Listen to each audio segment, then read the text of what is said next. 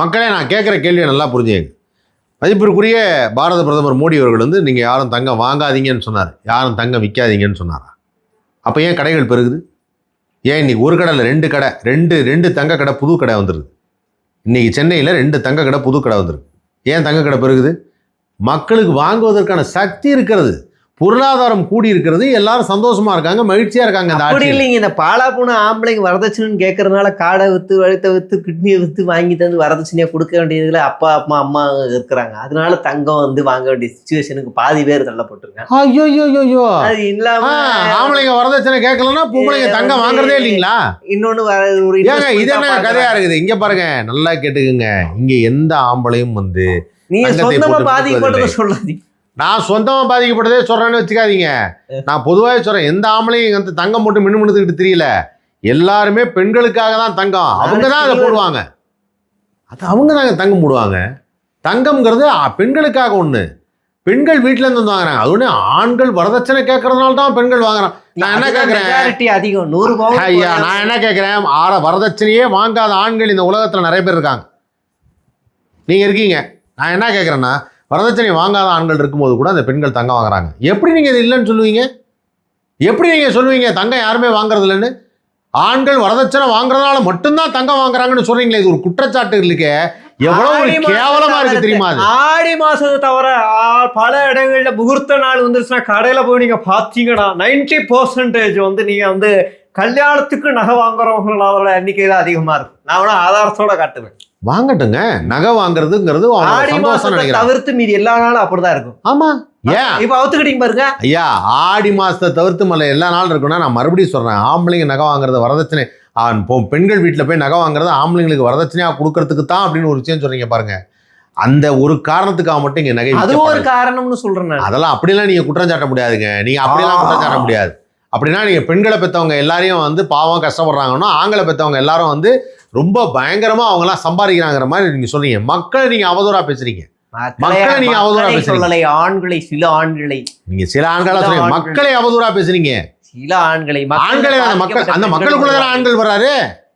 இப்ப கூட வரதட்சணை கொடுமையால் தொல்லை, கொடூரம் அப்படி இப்படின்னு செய்திகள் பலது வந்து கொண்டு தான் இருக்கிறது. ஐயா, ஒரு சில இடத்துல வந்து இந்த மாதிரி ப்ராப்ளங்கள் இல்லைன்னு நான் சொல்லவே வரல. ப்ராப்ளங்கள் இருந்துகிட்டு தான் இருக்குது. சில இடத்துல ஆண்கள் வந்து ரொம்ப தப்பாகவும் வரதட்சணை கொடுமையெல்லாம் பண்ணுறாங்க. ஆனால் எல்லா ஆண்களும் அப்படி கிடையாது. அப்படி பொத்தாம் புதுவில் பேசாதீங்களா? நீங்களும் விஷயம் வந்துட்டீங்க. நான் சொன்ன சில ஆண்கள் தான், அதே தான் நீங்கள் சொல்லுங்க, எல்லான்னு சொல்லலை. சில ஆண்கள் முடிஞ்சே ஒத்துக்கிட்டீங்க.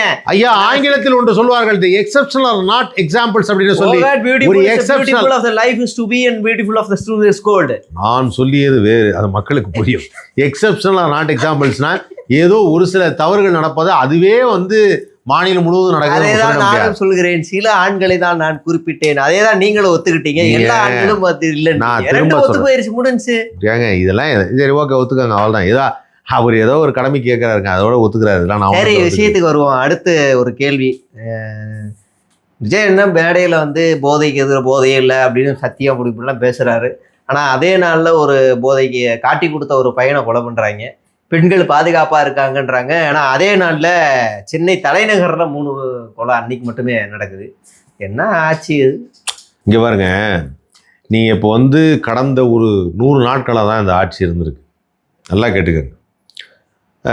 ஒரு மனிதன் போதைக்கு அடிமாகிறான், இல்லை போதை பழக்கம் வருது அப்படின்னா, அதுக்கு குறைந்தபட்சம் வந்து அவன் 1 வருடங்களாவது 2 வருடங்களாவது அவன் பழகிருக்கும். இது இன்றைக்கு நடந்து இன்னைக்கு பேஞ்ச மழையில், நேற்று பேஞ்ச மழையில் இன்னைக்கு முளைச்ச காலம் கிடையாது. இது என்றோ பெய்த மழையில் நடந்த ஒன்று. நான் இதற்காக முன்பிருக்க ஆட்சியும் நான் குறை சொல்லலை. இது ஏதோ ஒரு தனிப்பட்ட ஒரு இதில் ஒரு தவறான ஒரு போக்குக்கு இளைஞர்கள் அடிமையாகிவிட்டாங்க. அதை ஒழித்து விட்டோம் அப்படிங்கிறது இனிவரும் காலங்களில் நடக்காது அப்படிங்கிறதுக்காக சொன்ன ஒரு விஷயம். இனிவரும் காலங்களில் நடக்காதுன்னு சொன்ன பிறகும் இது ஏன் இப்போ நடக்குதுன்னு நீங்கள் கேட்க முடியாது. சரி, இப்போ கோஷ்டினா என்ன? கோஷ்டிக்கு ஒரு நல்ல எக்ஸ்பிளனேஷன்ஸ் கொடுங்க, ஒரு நல்ல உதாரணம். கோஷ்டின்னா என்ன? கூட்டம். ஒரே ஒரு ஆள் இருந்தால் அது பேர் கோஷ்டியா?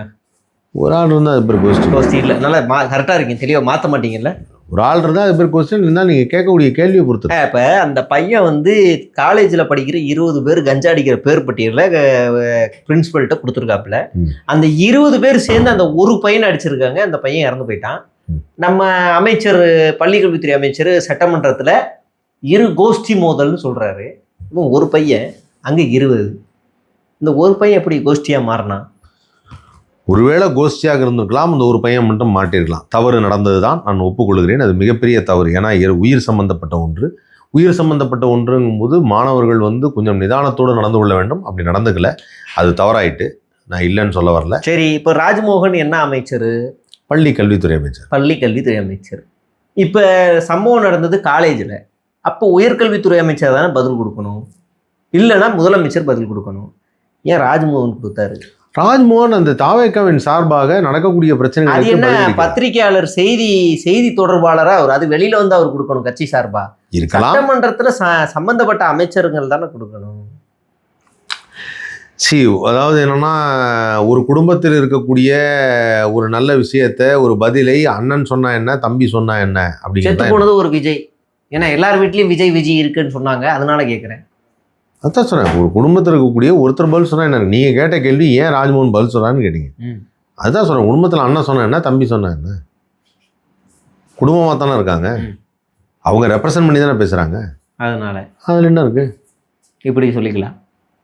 என்னோட கடந்த கால இன்டர்வியூல இங்க உறவு கொண்டாட வேண்டிய இடமா சட்டமன்றம்னு சொன்னீங்க, இன்னைக்கு அண்ணன் தம்பிங்கிறீங்களே, உங்களுக்கு மனசாட்சி இல்ல? அது ஒரு குடும்பத்துக்குள்ள. நான் மறுபடியும் சொல்றேன், உங்க கடந்த கால இன்டர்வியூல வந்து உறவு கொண்டாடுறதுங்கிறத எதிர்க்கட்சிக்கும் ஆளுங்கட்சிக்கும் சொல்லாதீங்க. நீங்க எங்க மாப்பிள்ளை மாதிரி ஒரு வகையிலன்னு சொல்லாதீங்கன்னு நான் சொன்னேனே தவிர. அப்ப அதே மாதிரி நாங்க எங்க உறவுக்குள்ள நாங்க உங்களுக்கு பண்ணிப்போம் அப்படிலாம் நீங்க சொல்லக்கூடாது. சம்பந்தப்பட்ட உறவு கொண்டாடலாம் நீங்க தனியா வைக்க வேண்டியதானே. நீங்க மறுபடியும் புரிஞ்சுக்காம பேசுறீங்க. சட்டமன்றத்தில் வந்து நான் சொல்றது, என் வீட்டுக்குள்ள இருக்கிறவங்க நாங்க உறவு கொண்டாடிக்கிறோம், அது வேற. என் வீட்டுக்கும் எதிர் வீட்டுக்கும் நாங்க உறவு கொண்டாடிக்கிறது தான் தப்புன்னு நான் சொல்றேன். உங்களுக்கு தான் எதிர் வீடு எதிரி ஆயிடுச்சே, அப்புறம் என்ன? எதிர்கட்சிக்கு வந்து அந்த பக்கம் கடைசியில உட்காந்துருக்க ஒரு எம்எல்ஏ பதில் சொன்னாலும் எதிர்கட்சி கேட்டுக்கணும். கேட்டா அவரும் எங்க அண்ணன் சித்தப்பா எதிர்த்து விட்டுக்காரு, பால் போடுறாரு, வீட்டுக்கு தண்ணி போடுறாருன்றீங்க. என்னங்க நீங்க சொல்றீங்க? நான் சொன்னது நீங்க வேணுண்டே சொல்றீங்க. தாவேக்காவில் இருக்கக்கூடிய அத்தனை நபர்களும் அத்தனை சட்டமன்ற உறுப்பினர்களும் அவங்க உறவினர்கள் மாதிரி, அவங்க அவங்களுக்கு தான் சேர்ந்து பேசுவாங்க. அவங்களுக்குள்ள இருக்கிறவங்க. இன்னொரு கேள்வி வருது, ஆதவ ரிஷ்ணாவுடைய மாமியாரும் அதே சட்டமன்றத்தில் இருக்காங்க, ஆனா வேற கட்சி. ஆதவ மாமியார் உண்மையிலேயே மாமியார் சொல்றாங்க ஏத்துக்கணும்னு சொன்னா எதிர்கட்சி ஏத்துக்கணுமா? இல்ல, ஏத்துக்க மாட்டாங்களே. எப்படி? அவங்க சொல்லவும் மாட்டாங்கல்ல. அவங்க சொல்லவும் மாட்டாங்கல்ல. அவங்க இது வரைக்கும் சொல்லியிருக்காங்களா? நான் என் மருமகனுக்கு சப்போர்ட்டா பேசுறேன், அதான் எல்லாம் நல்லதே நடக்கும் அப்படின்னு சொல்லி போய் பதவியேற்பு விழாவில் போய் முத வரிசையில் உட்காந்தாங்க. ஐயா, உங்களுக்கு எப்படின்னா, அது என்ன, அந்த சட்டமன்றத்தில் வந்து பார்த்தீங்கன்னா மாப்பிள்ளையும் மாமியாரும் ஒரே இடத்துல உட்காந்துருக்காங்களேன்னு உங்களுக்கு ஒரு மாதிரி இருக்கு. அதனால் நீங்கள் அதை வந்து யோசிக்கிறீங்க. புரியுதா உங்களுக்கு? ரெண்டாவது என்னென்னா, அவங்க மருமகனை சப்போர்ட் பண்ணியோ ஓப்பனாக ஒரு விஷயத்தையோ சொல்லலை, ஏதோ ஒரு பிளாங்காக ஒரு விஷயத்த சொல்கிறாங்க. இவர் மாமியாருக்கு சப்போர்ட் பண்ணியோ இல்லை மாமியார் தான் எனக்கு பதிலாக பேச போகிறாங்கன்னு சொல்லலை. நீங்கள் அதெல்லாம் போய் தப்பாக புரிஞ்சுக்கிட்டீங்க. அதெல்லாம் என்னால் ஒத்துக்க முடியாதீங்க. நீங்கள் ஏதாவது ஒரு விஷயத்த நீங்களா புரிஞ்சுக்கிட்டு அதுக்கு ஒரு கேள்வி கேட்டால் அதுக்கு நாங்கள் பதில் சொல்ல முடியுமா?